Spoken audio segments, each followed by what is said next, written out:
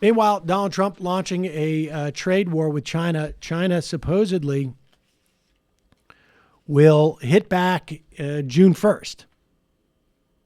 And here is Larry Kudlow on with Chris Wallace on Fox News, admitting that Donald Trump does not seem to understand how tariffs and trade wars work.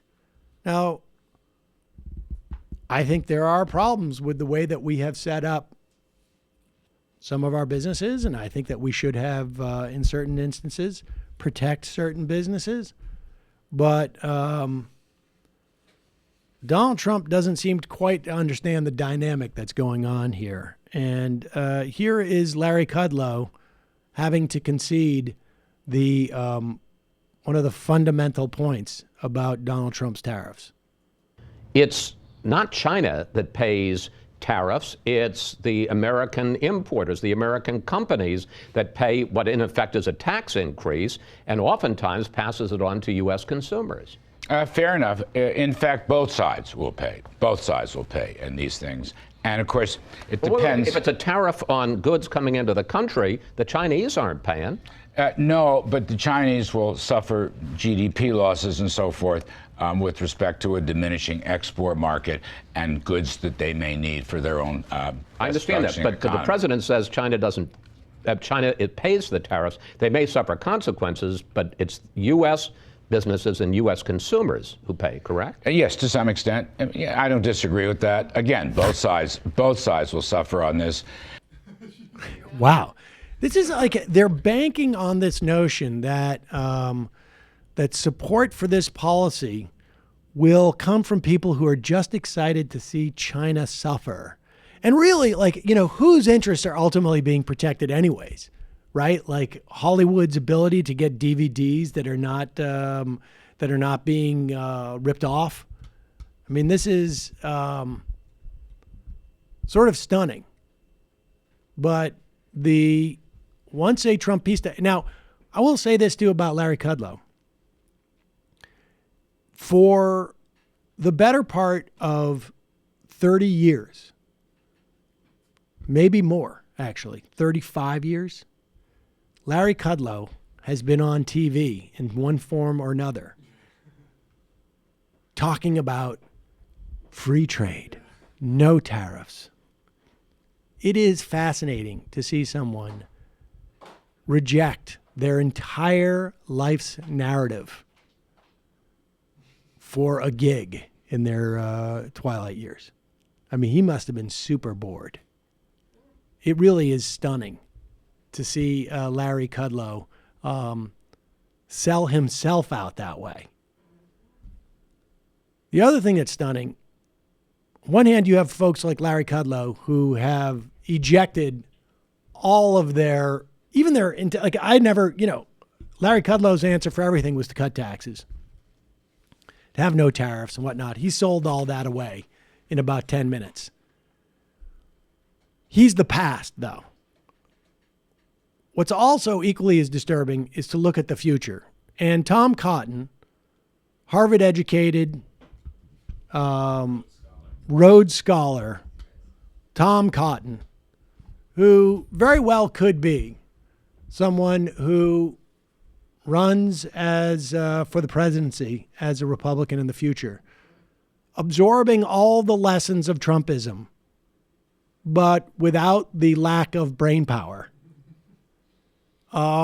This is the way that the media, and this is what I think is really sort of unbelievable about this.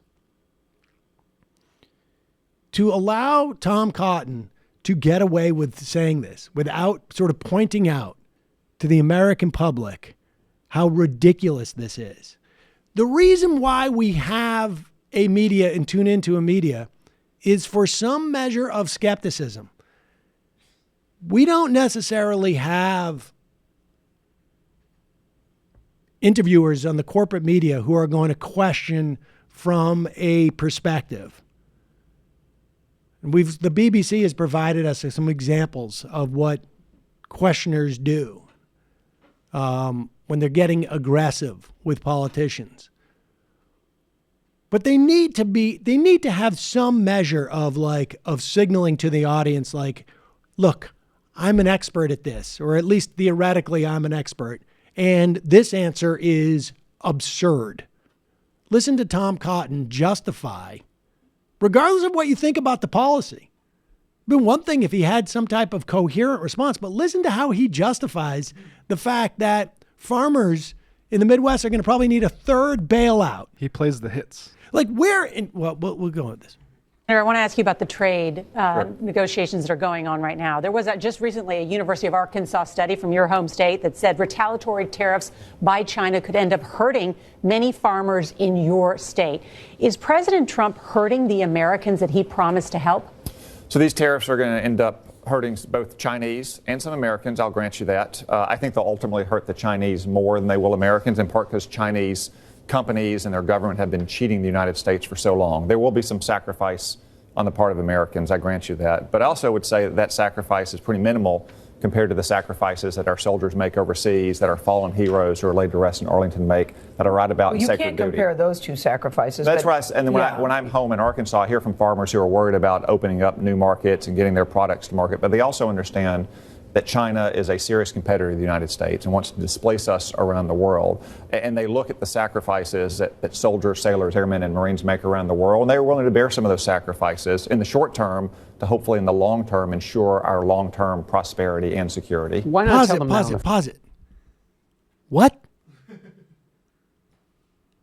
Nobody on that panel is going to go, what are you talking about? We're not at a war with China. We don't have military personnel fighting against China. What is what is he arguing that this trade war is going to help our national security when it comes to things like grains and whatnot? Yeah, I keep waiting for him to make some argument about like soft power versus hard power and how the trade war will save us from a real war with China, but that would be like way too coherent for this guy. Well, I don't even know if that's, I think he's just simply saying like, this is the way that we project power. And so we do it on the back of our farmers. When we do it on the back of our military personnel, they make more of a sacrifice. I mean, it seems rather bizarre. I was talking to my mother, actually, who descends from farmers in North Dakota. And I can say that I don't think it's going to be mean much to them that they're troops now, apparently, for Tom Cotton's trade war. Or it's Trump's trade war. And I think they'd much rather sell like the sorghum in their silo. And I would also remind Tom Cotton that we have an all volunteer military, and I don't think these farmers signed up drafted. For this. But I mean, if Tom Cotton wants to go out there and tell everybody that these farmers are happy, but I want to see the version of what we saw in the that gave rise to the Tea Party, where we have somebody on the floor of the commodities stock exchange talk about, I'm tired of bailing out these farmers. Why are we bailing out these farmers? They made the choice of going in and growing this stuff.